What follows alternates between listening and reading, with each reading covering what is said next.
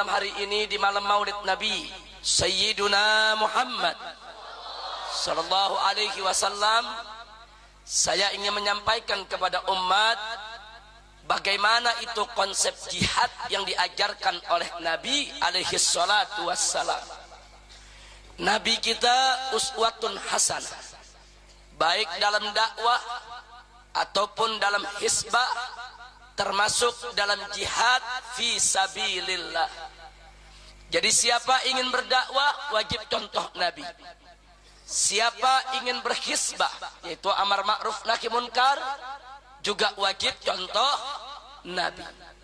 Dan siapa ingin berjihad di jalan Allah juga wajib untuk mencontoh Nabi. Ya, Nabi juga merupakan uswatun hasanah dalam dunia hisbah, dalam dunia amar ma'ruf nahi munkar. Demi Allah, tidak ada seorang pun yang amar ma'rufnya lebih tegas, lebih lugas daripada hisbahnya Nabi kita Sayyiduna Muhammad sallallahu alaihi wasallam. Begitu juga dalam soal jihad, saudara. Nabi mengatakan, ya ayuhan nas, la tatamannau liqa'al adu was'alullah al-afiyah fa idza laqaitumuhum fasbiru wa'lamu annal jannata tahta dhilalis suyuf. Sadaqan Nabi sallallahu alaihi wasallam. Luar biasa, saudara. Pidato yang singkat, padat, ringkas, jelas, memberikan pemahaman kepada kita yang sempurna tentang bagaimana Islam meletakkan perang di jalan Allah, saudara. Nabi mengatakan, ayuhan nas, manusia, para sahabatku, para pengikutku, umat Islam, la tatamannau liqa'al adu. Jangan sekali-kali kau berangan-angan untuk bertemu dengan musuh. Perhatikan baik-baik anak-anak muda. Nabi mengatakan kepada para sahabat, jangan sekali-kali kau berangan-angan bertemu dengan musuh. Saudara, jangankan perang melawan musuh, mimpinya Nabi nggak kasih, saudara. Jangan bercita-cita perang, jangan berangan-angan perang, jangan mencari musuh, jangan mencari lawan, saudara. Jangan, kata Nabi. Selanjutnya beliau mengatakan was'alullah al-afiyah, tapi mohonlah kepada Allah al-afiyah, kesejahteraan, kedamaian, ketenangan di dalam kehidupan, saudara. Jadi Nabi mengajarkan kita jangan cari perang, tapi cari tenang. Jangan cari lawan, tapi cari kawan, saudara. Saya tanya, ajaran Nabi indah tidak? Bagus tidak? Nah, selanjutnya kata Nabi, fa idza laqaitumuhum. Tapi kalau kamu terlanjur bertemu dengan musuh nggak dicari, dia datang sendiri, saudara. Musuh tidak diundang, tapi mereka datang menyerang, saudara. Maka ketika itulah Nabi mengatakan fasbiru bimakna fatbutu. Jadi kalau musuh tidak dicari, saudara, tapi datang sendiri, musuh tidak diundang tapi datang menyerang, umat Islam nggak dikasih oleh Nabi untuk melarikan diri, saudara. Nabi menyatakan fasbiru, yaitu bimakna fatbutu, hadapi mereka dengan sabar, dengan tegar, jangan lari, saudara. Jangan. Kita nggak boleh cari musuh, tapi kalau musuh datang sendiri, pantang berlari, saudara. Membela Islam dan membela agama serta negara. Betul? Takbir, takbir. Nggak sampai di situ, kata Nabi, dalam rangka untuk membangkitkan semangat umatnya, membangkitkan semangat supaya nggak lari dari medan perang, membangkitkan semangat supaya berani untuk membela diri, saudara, membangkitkan semangat untuk berani menghadang lawan, saudara. Nabi mengatakan fa'lamu, ketahuilah oleh kamu sekalian, annal jannata tahta dhilalis suyuf, sesungguhnya sorga itu ada di bawah kilatan pedang. Saudara, kalau baca hadis ini jangan baca ujungnya saja, saudara. Ini banyak orang hadis dikorupsi. Dia baca hadis ujungnya doang, saudara. Innal jannata tahta zilalis suyuf. Sesungguhnya surga itu ada di bawah kilatan pedang. Seolah-olah Islam ini agama pedang, Islam ini agama perang, Islam ini nggak suka tenang. Fitnah. Itu hadis nggak begitu, saudara. Baca hadis dari pertama, saudara. Bagaimana Nabi mendorong umatnya untuk menciptakan tenang, untuk mencari kawan, menciptakan kedamaian hidup, bukan menciptakan kerusuhan, saudara. Nabi hanya mengajarkan kita perang saat terpaksa. Musuh datang menyerang, musuh datang sendiri, kita wajib untuk bela diri, pantang berlari, saudara. Disitulah Nabi menjanjikan, saudara, siapa yang tidak lari dari medan perang, siapa yang tetap, saudara, tampil ke depan membela agama, membela akidah, membela diri daripada serangan musuh, surga menanti dia di bawah kilatan pedangnya, saudara. Alhamdulillah. Kira-kira jelas tidak? Jelas tidak? Jadi Islam agama perang atau agama tenang? Agama pedang atau agama damai? Yakin? Yakin? Apa boleh kita bikin kerusuhan? Apa boleh kita ciptakan kerusuhan? Apa boleh kita berbuat kejahatan? Apa boleh kita cari-cari musuh tanpa alasan? Boleh tidak? Jadi kita disuruh oleh Nabi, saya tanya sekali lagi, cari lawan atau cari kawan? Ciptakan perang atau ciptakan tenang? Tapi berikutnya saya mau tanya, tapi kalau musuh terlanjur datang tanpa diundang, lari jangan? Lari jangan? Siap habisi musuh? Takbir! Sallu ala Nabi. Nah, itu pertama yang ingin saya ingatkan, saudara. Ini prinsip ajaran Islam. Kalau terlanjur kita perang, saudara, terlanjur, musuh nggak dicari, dia datang sendiri. Musuh nggak diundang, dia datang menyerang. Maka apa adab yang diajarkan oleh Nabi alaihi salatu wassalam? Yang pertama, selama masih ada solusi untuk menghindarkan perang, kedepankanlah solusi perdamaian tanpa merugikan Islam dan umatnya, saudara. Makanya Anda boleh baca sejarah. Nabi dulu pernah terlibat dalam lebih dari 27 peperangan. Tapi dari 27 peperangan, hanya 4-5 peperangan yang terjadi pertumpahan darah, saudara. Sisanya diselesaikan oleh Nabi tanpa pertumpahan darah. Subhanallah. Yang terjadi pertumpahan darah antara lain perang Badar, perang Uhud, adapun perang Khandaq hanya segelintir saja yang terluka dan mati, saudara.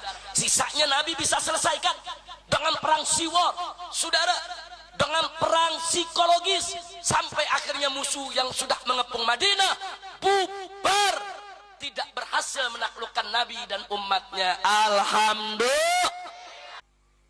Dia disebut jihad kalau tujuannya li'la kalimatillah. Disebut jihad kalau memang niatnya untuk meninggikan agama Allah.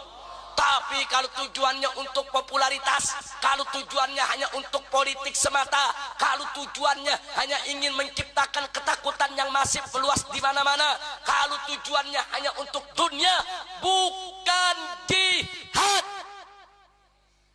Jihad syarat yang pertama, saudara, wajib ditujukan li'la kalimatillah, untuk meninggikan kalimat Allah. Kira-kira jelas tidak?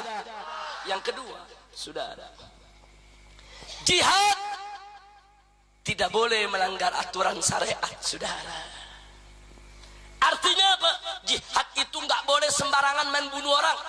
Jihad itu nggak boleh sembarangan merusak dan menghancurkan, saudara, sesuatu, nggak boleh. Makanya dulu Nabi, saudara, mendidik para sahabatnya.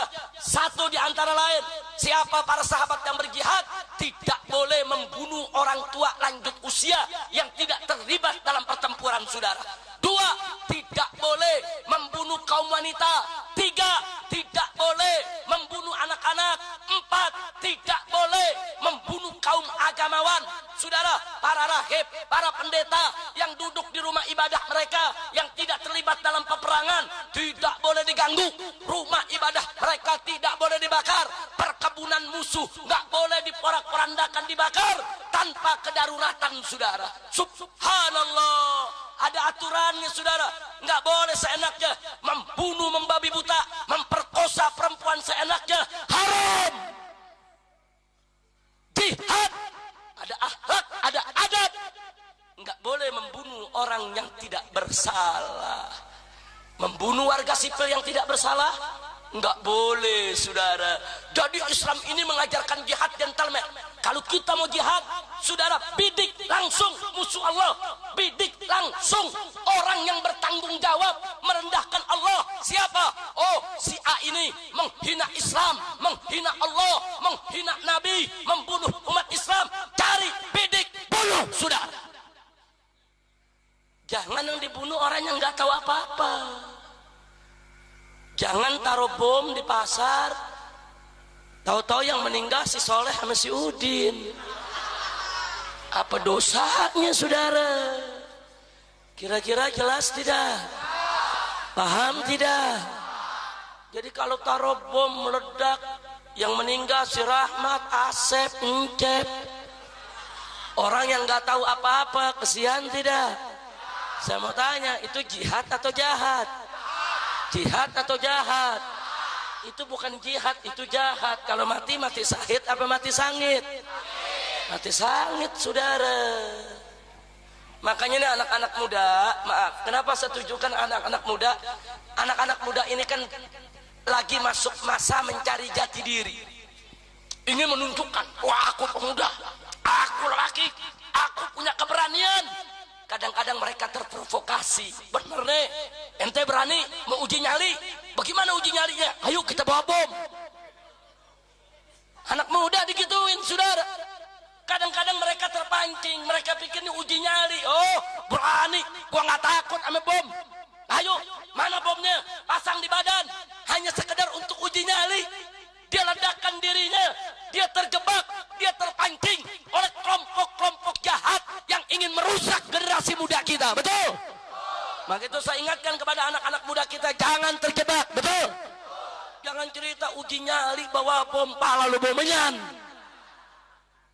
Anak muda di Gadok, Kampung Rawa, kalau mau uji nyali nggak usah jauh-jauh, naik ke Gunung Pangrango, naik ke Gunung Gede, hiking pakai tambang, panjat itu tebing, saudara.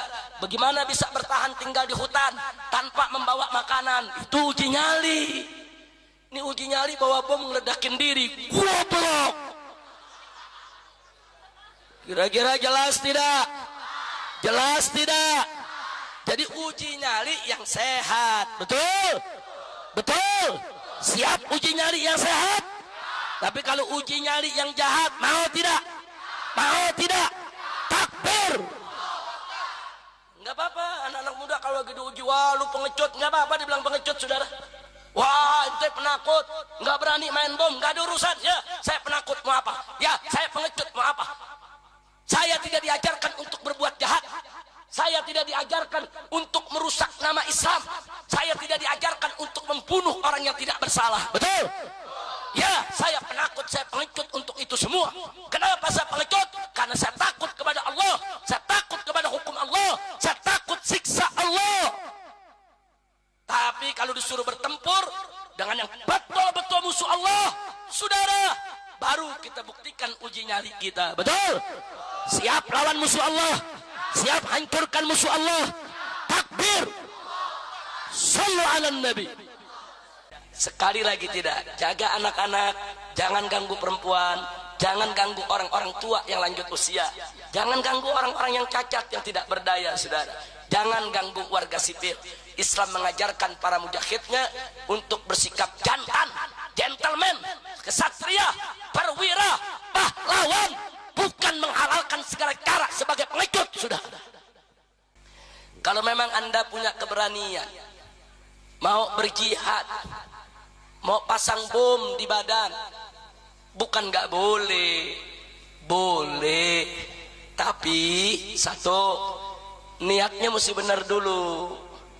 Dua, medan perangnya juga mesti benar dulu, saudara. Ini Indonesia ini bukan Darul Harab, ini Darus Silmi, saudara. Ini bukan medan perang, ini negeri dalam keadaan damai, saudara. Nggak boleh sembarangan kita ngebom kanan ngebom kiri, saudara. Insya Allah. Jadi saya ingetin anak-anak, satu, kalau ada orang Anda tidak kenal datang kepada Anda, terus nantang-nantang uji nyali, yuk uji nyali yuk. Nah, ini anak muda lagi nyari jati diri nih. Anak muda kan mau dibilang jago, mau dibilang oh saudara, oh apa namanya berani. Nah kemudian mereka terpancing. Akhirnya mereka diuji nyalikan dengan perbuatan-perbuatan yang bisa merusak ketenangan kehidupan bangsa dan negara. Na'udzubillah min. Yang kedua, hati-hati Pak Bu. Anak-anak muda kalau nggak kenal orang, ada yang nitip barang, jangan main terima. Jaga anak-anak kita agar mereka tidak terjebak. Insya Allah. Makanya anak-anak jangan ninggalin sholat, jangan ninggalin zikir, jangan ninggalin baca Quran, supaya Allah melindungi kita semua. Betul? Siap tegakkan sholat, siap baca Quran, siap belajar agama, siap terus mengaji, siap baca zikir dan doa, takbir, baca ratib, baca sholawat, saudara. Semua itu akan melindungi kita, saudara, yaitu daripada musibah dan malapetaka. Insya